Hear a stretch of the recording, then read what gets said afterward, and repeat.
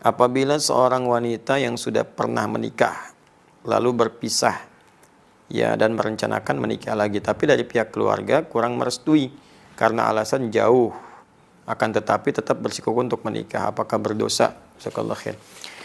Kasus ini kalau kita lihat dalam Al-Quran, teman-teman buka Al-Quran surah Al-Baqarah ayat 232 ya. Wa idza talaqtumuhunna ya fabalaghna ajalahunna fala ta'dhuluhunna an yankihna azwajahunna idza taradaw bainahum bil ma'ruf ya dzalika yu'adzu bihi man kana minkum yu'minu billahi wal yaumil akhir. Baik, kata Allah bahkan di ujungnya dzalikum azka lakum athhar ya. Nah, Allah menyampaikan jika seseorang laki-laki pernah mentalak perempuan ya, cerai di sini, suami istri bercerai. Nah, kemudian yang perempuan itu berniat ingin nikah lagi. Nah, dia punya calon pengen nikah lagi, tapi bukan karena cerai ini karena faktor orang ketiga, bukan. Kalau itu minta cerai karena alasan dari orang lain, itu dosa hukumnya. Ingat, orang perempuan yang minta cerai bukan pada hal yang dibenarkan oleh agama, tidak dibenarkan secara syariat, maka diharamkan baginya mencium bau surga. Hati-hati. Ya, jadi perempuan-perempuan hati-hati. Kecuali kalau syarat satu dibenarkan. Ya, kalau dari perempuan misalnya minta mengajukan khulu' karena perilaku laki-laki, misal, mohon maaf, dibuktikan secara meyakinkan menzolimi secara fisik, ya, bisa menyebabkan misalnya fisik terluka, bisa mengancam kepada nyawa, ya. Atau yang kedua bisa mengancam kepada iman, ada yang ke fisik, ada kepada iman.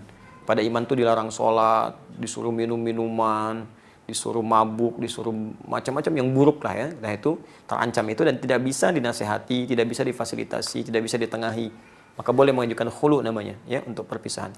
Nah, ada yang kedua kasus suami menceraikan istri karena alasan tertentu.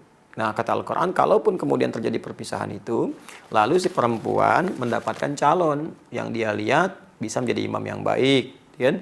Persyaratan-persyaratan kebaikan terpenuhi secara syar'i, maka nasihat Al-Quran, fala ta'dhuluhunna, kata Allah, hei para wali, jangan persulit mereka untuk menikah.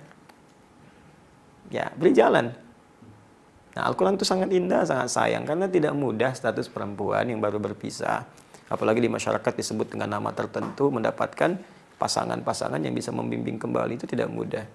Ya, tidak mudah, karena itu Al-Quran begitu melihat peluang seperti itu, dicek dulu. Kalau memang orangnya baik, tidak menyulitkan, dan komitmen menjadi imam yang baik di keluarga, maka permudah, jangan persulit. Karena tidak mudah menemukan lagi kemudian orang yang ingin membimbing. Nah, jadi itu kondisinya. Nah, ini alasannya karena jauh. Alasan jauh itu kan relatif. Ya, jauh sekarang mudah dijangkau.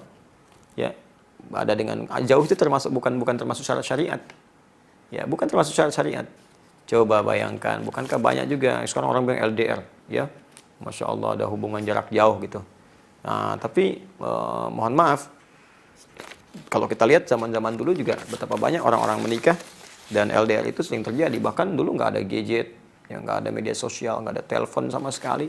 Kontaknya paling-paling kontak batin, terus datang kemudian hari. Ya bukankah Nabi Ibrahim pernah terpisah jauh? Ya, tapi bukan alasan kalau ada komitmen untuk datang. Beliau di Palestina, Sayyidah Hajar dengan Ismail kemudian di Mekah, bisa ditengok. Datang, ditengok, dilihat kan perkembangan dan sebagainya. Ini komunikasi sekarang banyak. Jadi pastikan bahwa suami itu amanah. Ya, kemudian juga bisa memberikan nafkah yang cukup, sifatnya terpercaya, ya, kemudian juga bisa melindungi, memberikan kasih sayang. Kalau itu terpenuhi, maka keluarga memudahkan. Saya kira begini, ini yang bertanya, kalau ini akhwatnya, jelaskan ke keluarga dengan baik. Jangan berkonflik. Jelaskan dan berikan keyakinan. Karena boleh jadi keluarga itu menolak bukan karena tidak menginginkan, boleh jadi dalam konteks ini ingin melindungi. Kadang-kadang kasih sayang itu kalau tidak dikomunikasikan dengan baik, ya jadi salah paham pada ujungnya dan salah penilaian. Ya, sama hal-hal yang kadang-kadang kita menulis di WA karena nggak ada ekspresi, ya keterimanya bisa lain. Maka jelaskan sepenuhnya, sampaikan bahwa alhamdulillah boleh jadi ini hikmahnya Allah kirimkan seorang pasangannya lebih baik. Dia perhatian, dia jujur, dan ini bukti-buktinya, keluarganya begini, kenali keluarga dulu, tanyakan. Nah, kalau memang baik, mohon ridhonya. Ya, kalau ada yang kurang, mohon tunjukkan supaya kami perbaiki sebelum menuju ke pernikahan. Itu lebih bagus. Ya, jadi daripada merajut konflik gitu yang tidak dibenarkan.